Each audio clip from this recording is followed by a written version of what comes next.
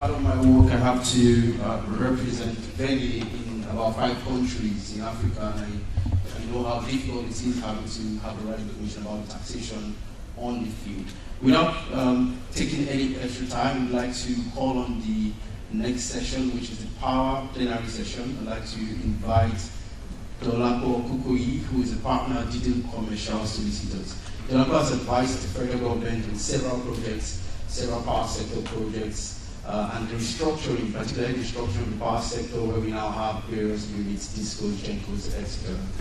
Please let's do our hands together for Welcome to the session, the power sector session, where we'll be talking about investing in Nigeria's power sector and looking beyond the grid. Just to introduce myself again, my name is Dolapo Kukoyi.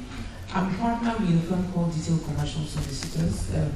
We are a firm of transaction lawyers based in Lagos, Nigeria, and our specialties include energy and infrastructure. We've been involved with the power sector since we had a semblance of a power sector. I will be introducing members of the panel. We have who, please just come to the to take your seats as I introduce you. We have Mr. Frederick Shibe. He is the country director for Veni, Nigeria. Please welcome him. Please encourage him. Thank you. Please come. We also have Mr. Paul Francois Cartier. He's the president of Francophone Africa for Schneider Electric. Please welcome him. And then we have Dr. Bankole Alibe. He's the CEO for Transatlantic Development Limited, Nigeria, UK. Please welcome him.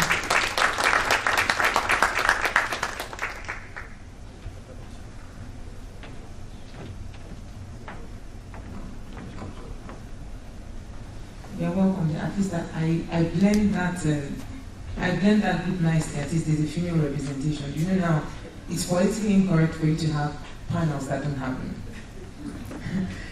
So what, as I said, what we'll be talking about today is investing in Nigeria's power sector.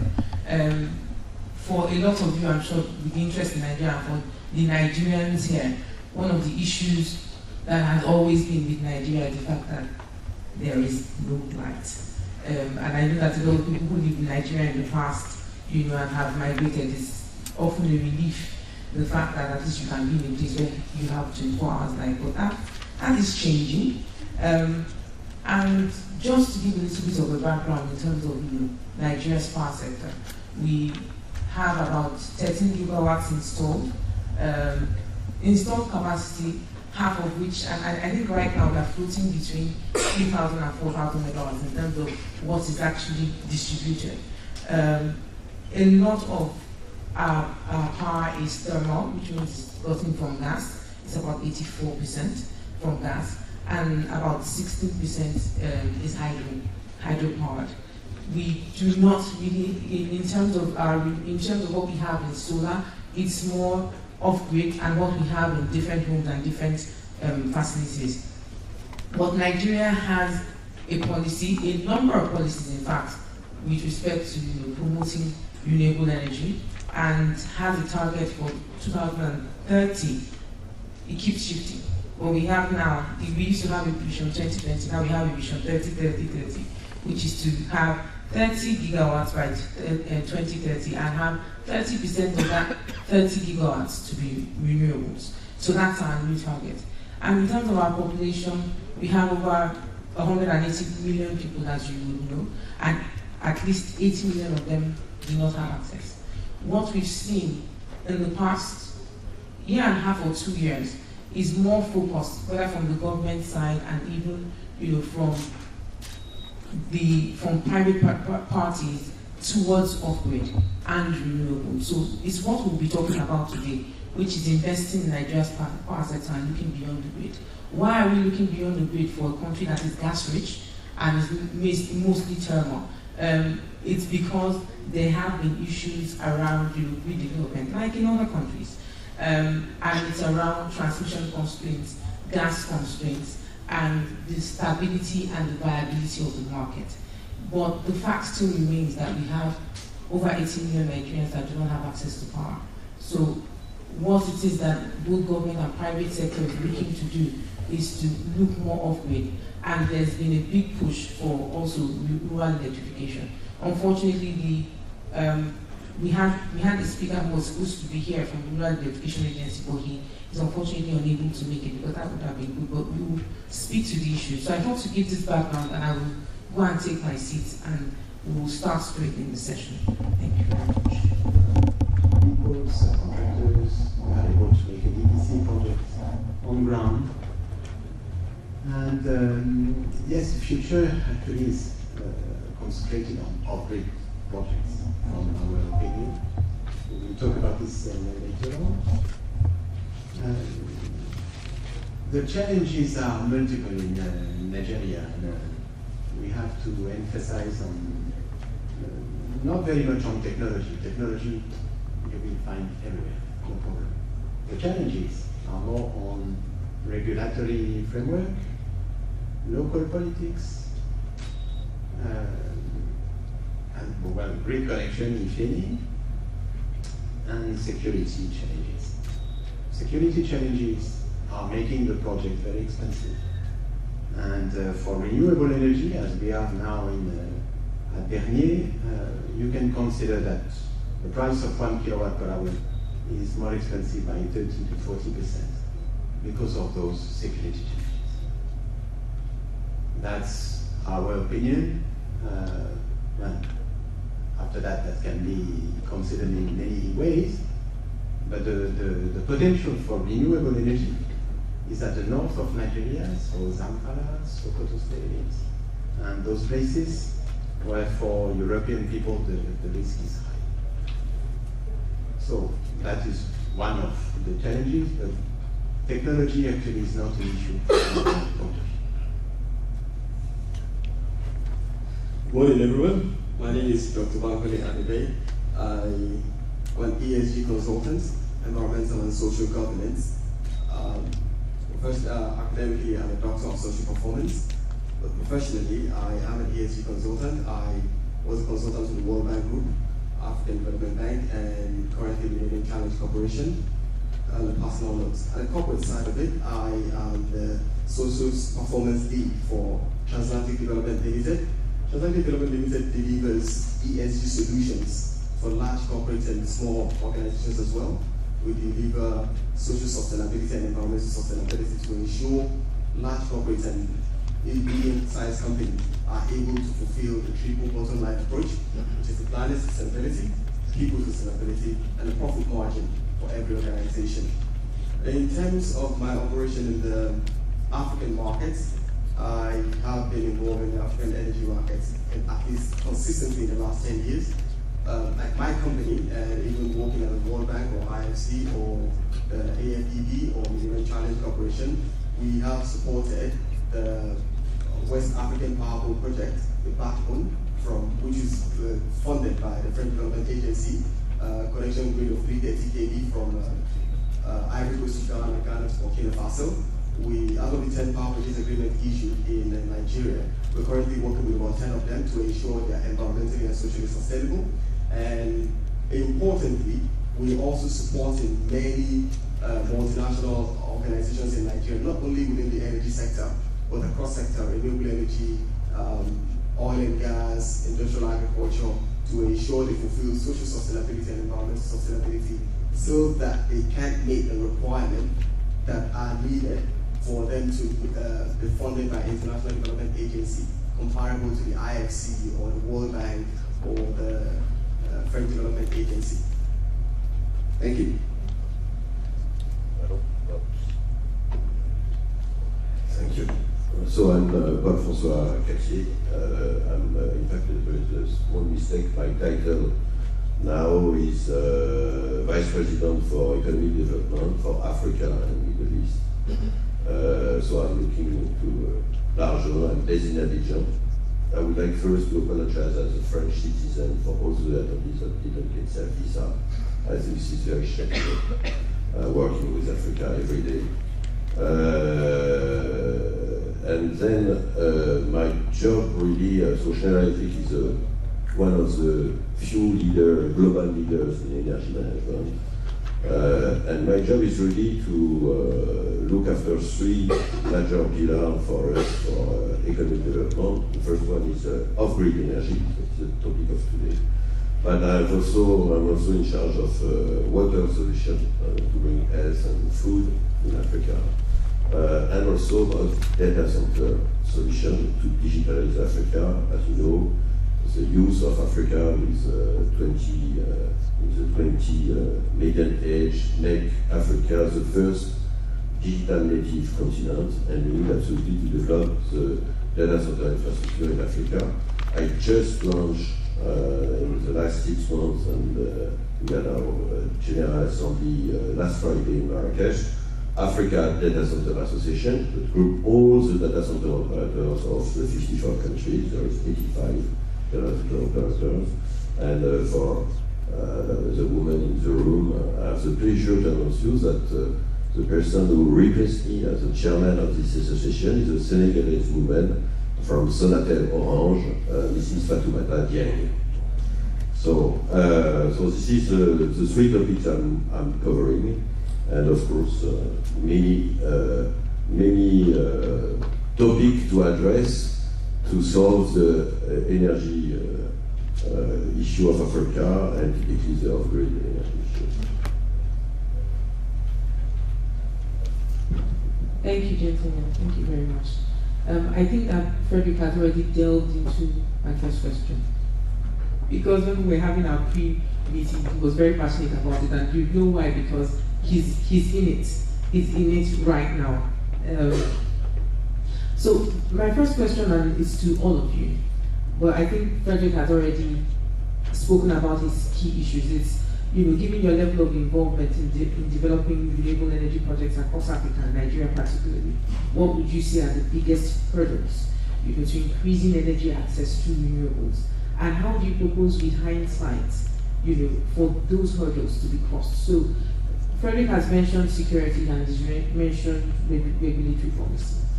So Frederick, what I'd like you to do, I will start from Mr. Cartier, but I'd like you to then, talk more about, with hindsight, given what you think, if you had that benefit of hindsight, but you were going to go into Nigeria right now and do the things that you are doing, what would you be doing now that you didn't do then?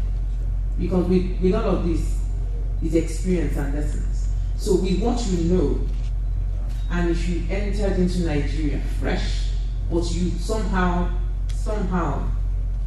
by providence, you knew what you knew now, what would you do differently in terms of the hurdles? Because you mentioned security, you mentioned regulatory policy.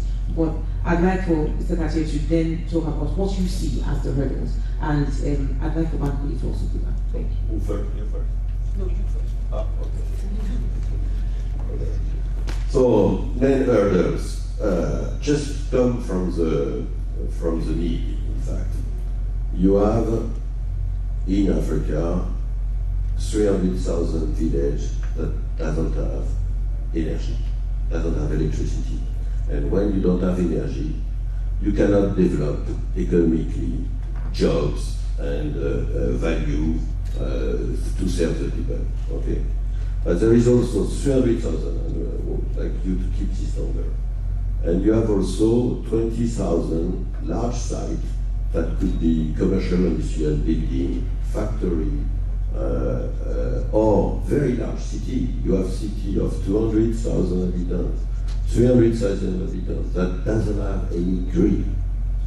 And some of small operators are using diesel generators to provide electricity to some of the businesses, not the population, the businesses. Okay? So this is the size of the issue. And if you take back to Nigeria, I was in Lagos with the Rocky Mountain Institute last April in a charrette workshop to try to solve the issue in Nigeria, where the government has a plan to build, they have a need to build 40,000 mini-grid, okay, in Nigeria, over from the 300,000 that are needed in Africa. And the plan is by 2021 to build 10,000 of them. So just try to keep in mind 10,000 in 3 years, in 36 months. This This means at least 100, 150 mini-grid to be built every month. So the issues start to be, and you understand it, the issues start to be, how do you do this? Most of the mini-grid projects are done like traditional projects. You make a specific design for each village, so you have 3 months, 4 months of engineering, since then you need to send the equipment, you need to build the equipment, you need to commission on site, you need to test, you need to... This is a very long time.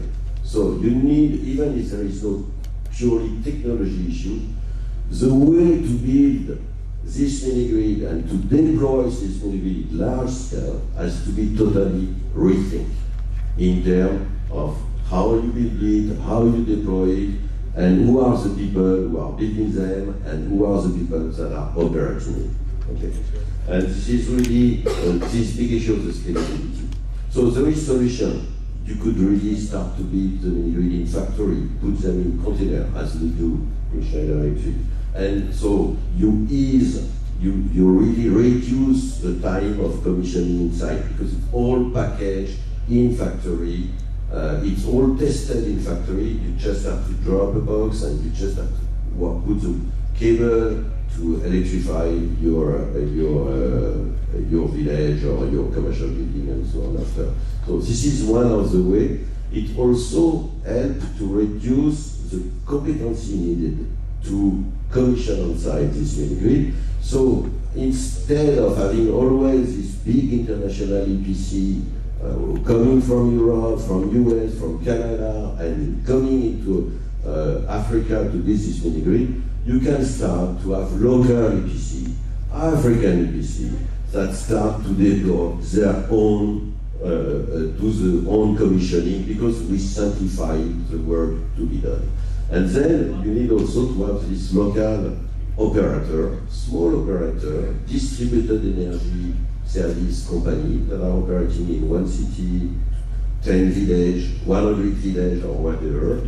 And also there is some large European company that can do this, but really when Africa will start to develop their own distributed energy service company, African company, local leaders, know so much safety issue for this company than for the international company, and there you will have a full filière of EPC company, of contractor, of developer and operator of this mini-grid that will be African-based, with African investment, African profit, African job reinvested in Africa and so on. And this is what we are targeting. I'm going to twist your question for a little bit, because I'm being told that we have a very, very shorter time than we have researched.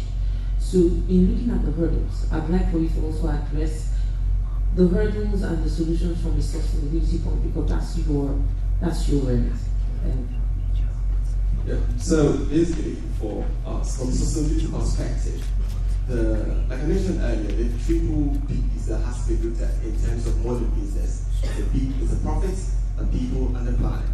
So if we're looking at it from the people's perspective, from the planet perspective, let's put the profit aside for a moment, because that's exactly the whole idea of the business.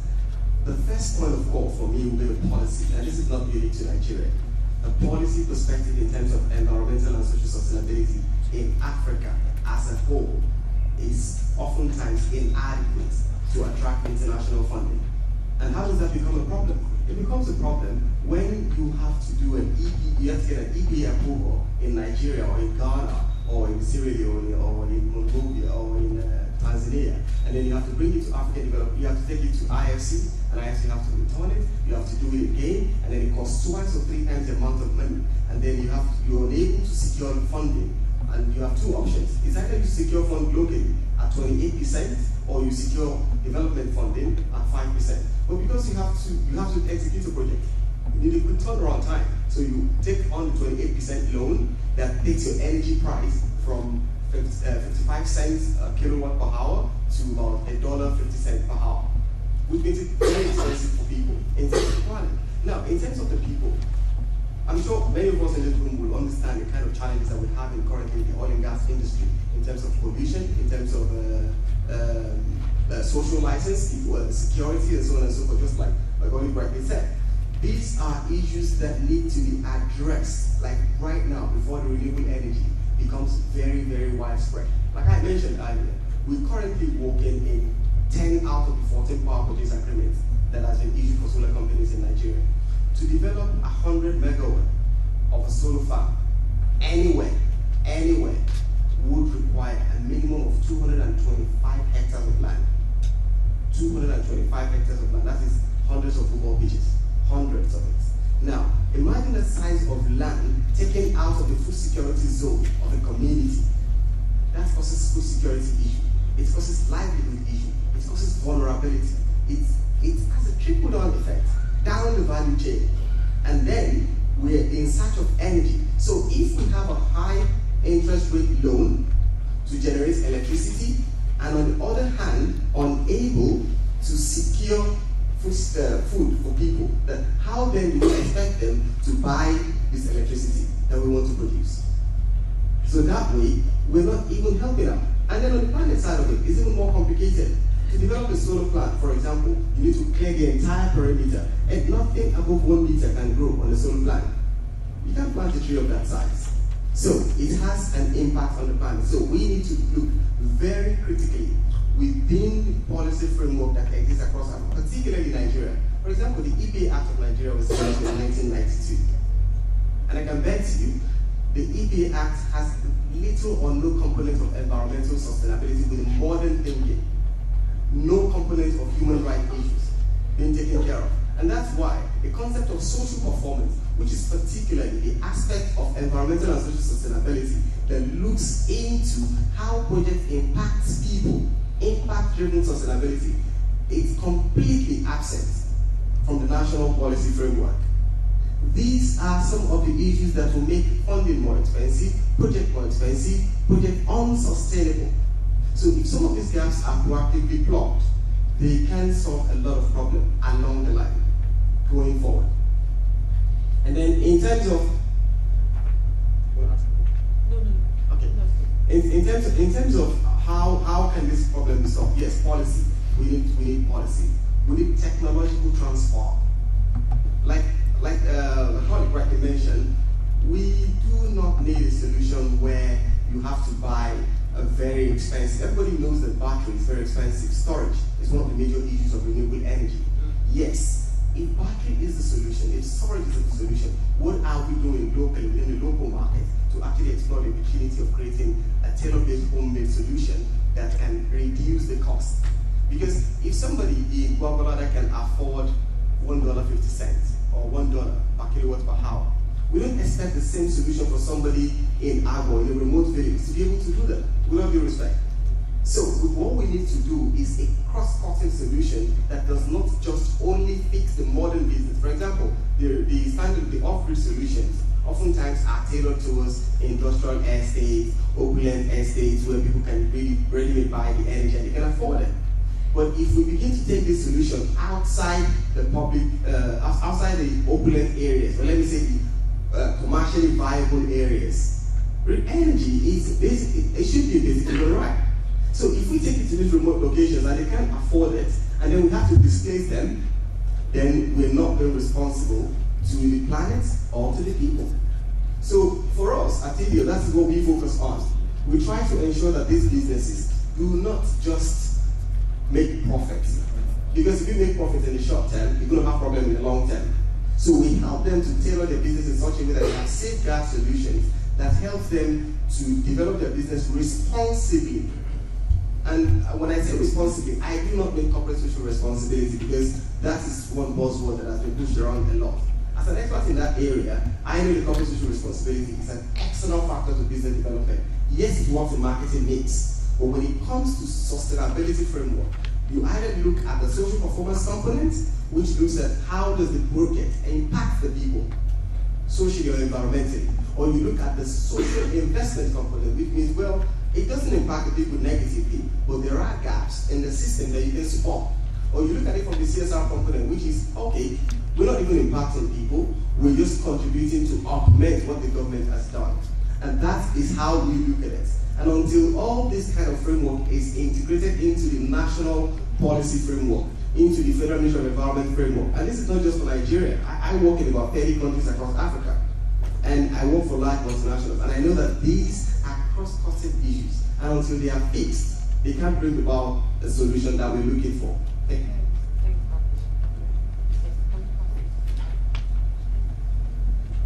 Well, electrification of communities, from our opinion, will not come from the public sector. It will come from private investors. But actually, to make those projects feasible, you have to have a good connection with local governors, and there must be one good cooperation with them. What do those people want? They want cheap power for the people. Okay, and it's not because the framework at NER is okay from 0 to 1 megawatt and 1 to 5. The law is there, it's on the ground. So that's very good. But at the same time, you have to make political connections to make sure that this project is viable for everybody, even for private investors and as well for the local people, so they have money to pay. And if you see the prices of power now by the disco, it's very cheap, very cheap. So there is a common solution to find, that the private investor will come with technology and know-how and everything, but at the same time he will come with a price that is acceptable for everybody. And that is the challenge. That is not possible without the cooperation of the local governments, and that is what we are in now. What I wanted to add is, you have now in Nigeria many local actors. They are very active. And you have professionals, you have people who want to invest, but those mini grids and mini projects, they are small projects. So to get financing for those projects is very difficult, because they cannot find local solutions, they cannot find warranties. So what do they do? They are obliged to go abroad and to look for NGOs and special financing organisms. That makes the process very heavy. So now, please, let's work together, if you have ideas, for local solutions, and to bring warranties to the lenders so they will get their money back, and to protect the lenders from any political thing that can happen. I think this is the future for electrification. Yeah, I think my colleague from Vernier did it really well, just to understand that these are small projects. There is many of them, huge quantity of small projects. And one of the issues is when there is plenty of money available in World Bank, in IFC, in all these multilateral things, but the usual ticket is 20 million, 25 million, when the cost of a mini grid for a village is 200,000 euros, okay, or $300,000. So there is a disconnection, and all this is so you have two money streams, if you want. You have sovereign loan to government to establish some concession deeds by region. They put public bid for 500 villages in this region, 200 in another region, and so on. These are sovereign. That is okay. But after, when you have private investment to do other type of village and other type of commercial industrial building, it's more complicated. So they are all these multilateral are working on intermediation system with local bank and so on to try to reach smaller piece of financing and so on. But just to complete on my right neighbor here, I don't think we should oppose sustainability and profit. Because the only way to have sustainability of effort, of investment, of private sector and so on is to make profit. Okay? So we need to build a way to provide energy off-grid, small project, because they are not connected to the national grid, okay? And this is the main issue of Africa. So off-grid projects, small project, and to be able to finance it in a profitable way, attracting the private investor, and typically the African investor, and developing this for African profit and so on. And this is, but really, this is the two sides of the same coin, sustainability and profitability. Otherwise, it will be short term, very quick. I think, sorry, I just, because I want to go to the audience, because we have a very short time and I don't want us to do. The suggestion was that we take questions maybe during lunch personally, but I thought that it would not be useful. But I think people may have questions. I will take maybe two or three. I can already see a hand. So I just wanted us to be able to take questions first and then we will come back and finalize. Yes, sir, on this side. No ladies? Okay. Because I will take ladies. That side, yes. Yes. Okay. Is the mic going round? Okay, there's one, three there.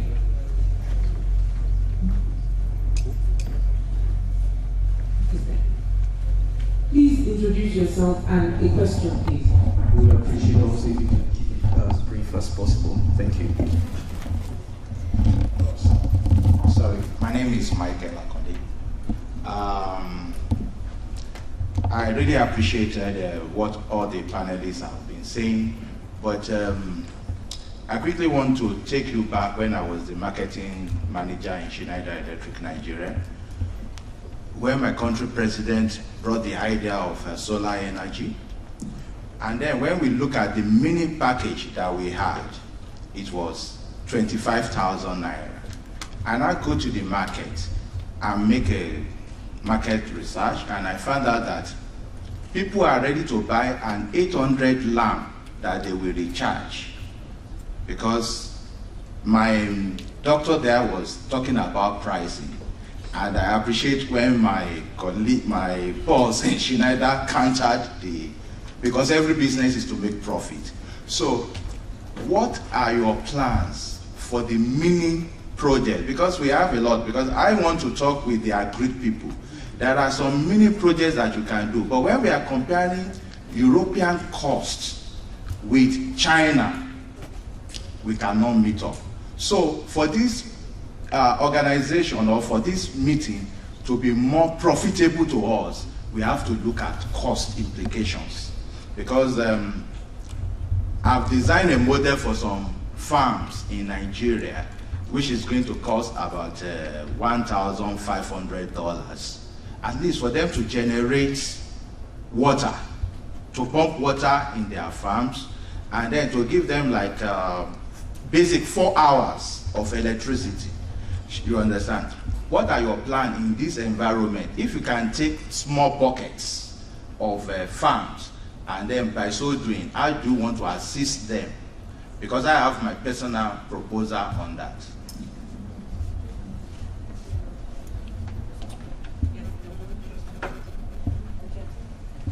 So it's just 2 questions.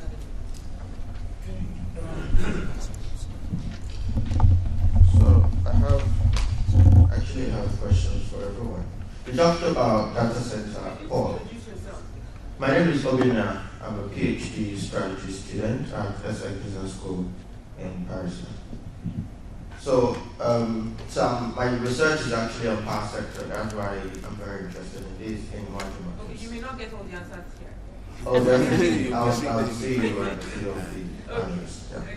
So Paul spoke about data centers, etc. So it's something that's of interest to me because I'm working in power sector and I want to have data. So I'd like to say a bit more on that and how to access it.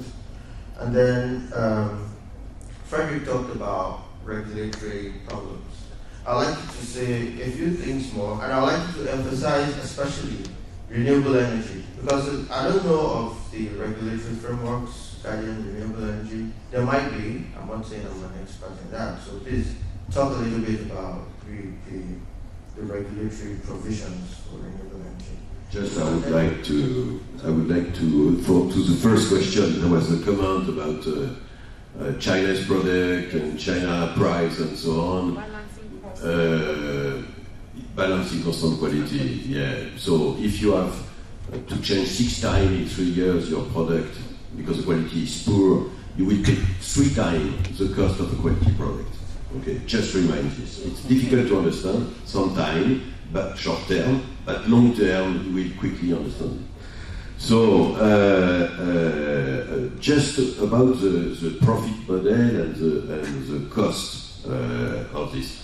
First, it's a moving market, okay, for different reasons. First, you have an evolving technology, because the technology is not an issue, and you said it perfectly, Vernier, but the cost of this technology is moving very fast. Okay, the cost of the PV panel is moving fast, the cost of the battery are decreasing very fast also, and this is the first reason. Then, you have this issue of the scalability, of the volume, okay? As soon as you start to have the volume, you will have a decrease also of the price of integration, or the price of the capability to industrialize the solution, to test it in factory and so on, and to be able to do this at lower cost. But also you will have an issue, something that will be solved at the financial cost, because most of the time, if you go to a local bank in Nigeria, district bank or whatever the bank you want to go, they don't know this model.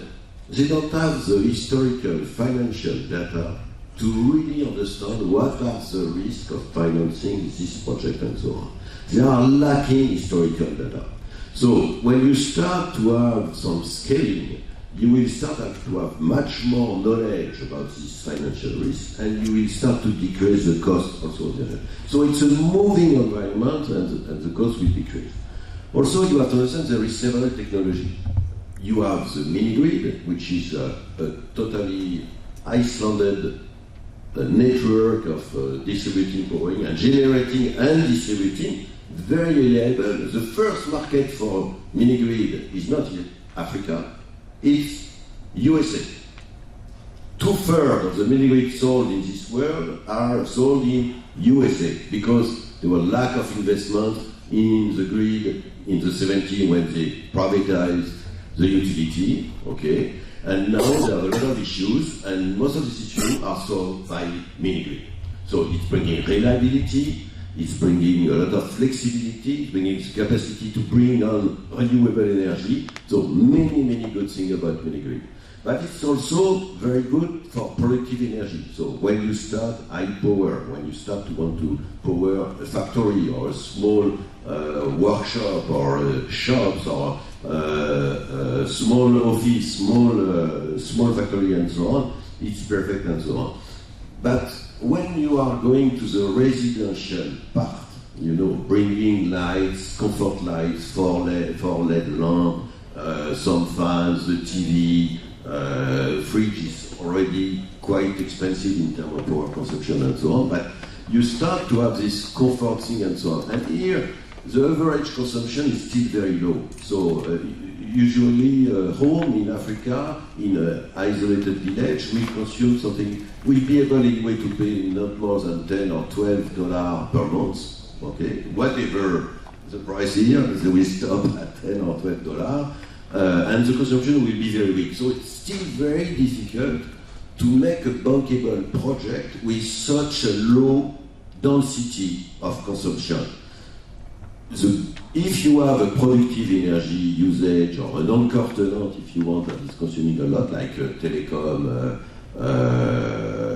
operator that want to power his antenna and so on, you can start to have something. Or if you have factory, or if you can start to have some better bankability, but it's just residential, it will be very tough to get the residential. But if you go to power commercial and industrial building or big factory and so on. Here, it is very bankable. You have the land. Okay, so if you have a good cooperation from the local governments, the land is cheap. If it's expensive, that increases the price. You have, of course, the technology, but you have the quality of the investor and the quality of the operation and maintenance. That makes the price of 1 kilowatt hour. And you make the average price over 20 years, and that makes the cost of 1 kilowatt hour. And then you have the profits for the investor and the cost of the financing. And in the financing, you have a loan, or you can have as well one grant. So the Germans, they have understood this very well. The Chinese as well. And the French is starting. But that makes the cost of 1 kilowatt hour. And so please remind that two projects in Nigeria, they cannot have the same price. You have more sun in Katsina, you have more land in Katsina, you have all the conditions are different. So you have 10 projects in Nigeria, you have 10 prices. So I mean, we all have to consider that the cost of power is very different in any case. If you are mini grid, if you are grid connected, if you are hydro, if you are on solar, you have many reasons to have different prices. So it's not easy to compare one project to another. Thank you.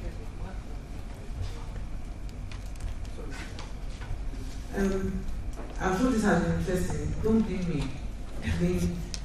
Leave my hand behind. But I'm sure this has been interesting. We probably didn't have enough time to go through all the issues. And opening up for some of the questions that you raised, I'm happy to speak after. Is opening up still here? Okay.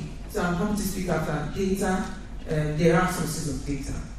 So we can talk about regulatory framework, that's what we do. So we can talk about key resources. I think just some takeaways, and I'm really grateful to the panelists. I thought in the short time they were able to raise succinct issues. So for any of you sitting here, I just wanted to summarize on some of those things that they raised. Profits, planning, people. People are really important. The people and engaging the people is key if you're going to be doing anything. So that's important. I thought to remind us of that. The other issue is government. Engage government. Engage government. Yeah, you need to engage government to be able to do these projects. Yes, I think those are some of the things that we talked about, just for you to keep in mind. I hope this has been useful and will help you make your decisions moving forward. Thank you very much, Frederick. Thank you very much. Thank you very much. Thank you. Thank you, Dr. Please put your hands together. Thank you very much. In Nigeria, we say you cannot talk business with an empty stomach. So we understand how hungry people are, and we will speed up and have more time for the launch. And that's what we're going to do. We'll add more time for the launch. We're going to take a video now as I invite Bridget Ugwe to do a quick session for the creative industry. So we saved the interesting, the non-good parts of the event and not the technical side now. So the video will play while Bridget Ugwe will come on the stage for the final session before the launch. And we'll have more time for launch where we can interact and talk with each other and ask questions. Thank you very much.